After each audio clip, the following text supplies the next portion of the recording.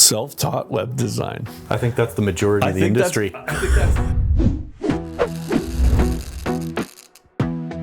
I don't think I've met more than a half dozen people in my years that wasn't self-taught. Those who learned at school, interesting thing that I've noticed, the people who learned it at school think they know it, but the people who were self-taught actually do. Do you catch where I'm coming from? Oh yeah, it's a lot of people who go and take a class in college and they're taking a business class or they're taking a computer technology course or something like that, and they do a semester of web design and they come out of it thinking they know it all. The truth is you don't unless you've been doing it. It's one of those things that you don't really learn unless you're doing it. We see changes every 3 to 6 months in that industry and in what is considered normal web development. You have to be doing it to keep up. So I think self-taught, even if you aren't self-taught, moving into a self-taught thinking for web design is really important. And there's so many different elements that come into play when you're doing web design.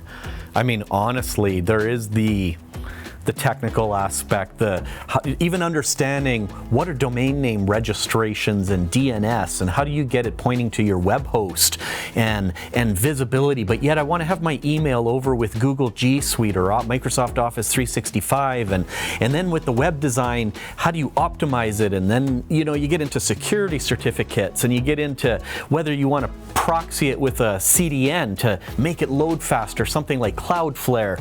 That's all more of the technical aspect, and then there's of course the web design stuff that you self-taught on. Just how do you put stuff into your web page? I want to update my contact information, I have a new address, I have something else.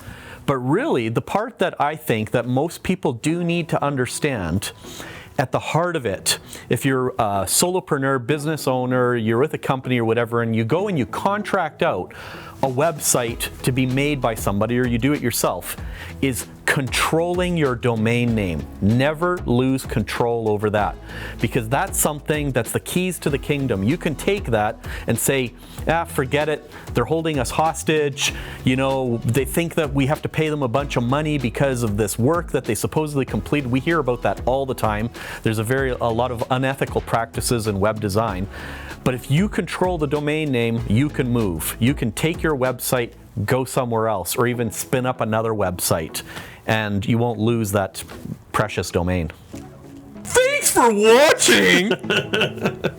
If you like the content you see on our channel, hit the subscribe button, and if you really like it, hit the bell so you can be notified when new videos get released. If you like it, give us a thumbs up. If you don't like it, give us 2 thumbs down.